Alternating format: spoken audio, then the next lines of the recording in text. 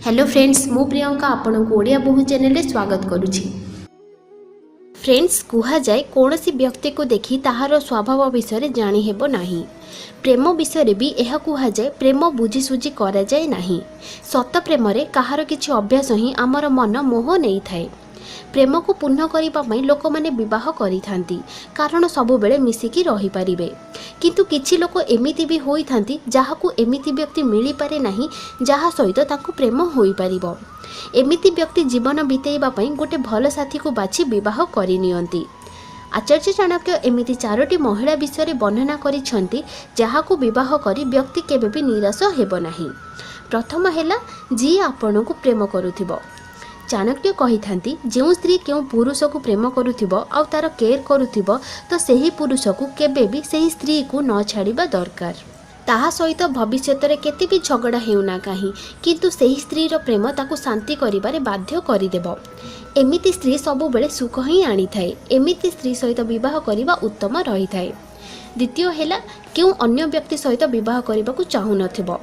सबु बेले सही स्त्री सहित विवाह करिबा दरकार जी अन्य कहा सहित प्रेम संबंध रे नथिबो।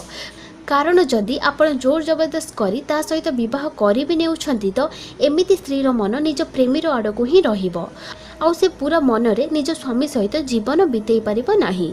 सेथि पई केउ भी महिला सहित विवाह करिबा पूर्वरु तार इच्छा निश्चय जानि नियंतु।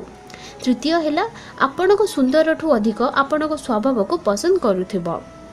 आपण केते भी सुंदर हुअंतु ना कहीं किंतु सबु बेले एमिति ही स्त्री सहित विवाह करंतु जहा पई आपनको स्वभाव अधिक महत्वपूर्ण रखुथिबो।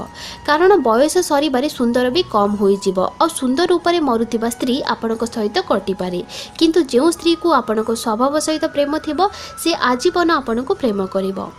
चतुर्थ हैला जी आपनको भितरे निज बापा को देखुथिबो।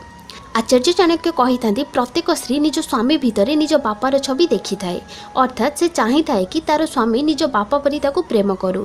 सेथिपई आपण जो भी स्त्री सहित विवाह करबा को चाहूछंती ता सहित कथा हेई एहा जानि नियंतु से आपणक विषय कोन भाबुची। एमिति स्त्री आपणको केबे भी छाड़ी कि जीव नाही। तो फ्रेंड्स, एमिति स्त्री मानक सहित विवाह करबा द्वारा आपण पूरा जीवन शांति रे रहि पारिबे। फ्रेंड्स, वीडियोटी जदि पसंद आसीथिबो वीडियोटी को लाइक करंतु आ अन्य मानक सहित शेयर करंतु। ता सहित आम ओडिया बहु चैनल को सब्सक्राइब करनियंतु। आपनक दिन शुभमय हेउ।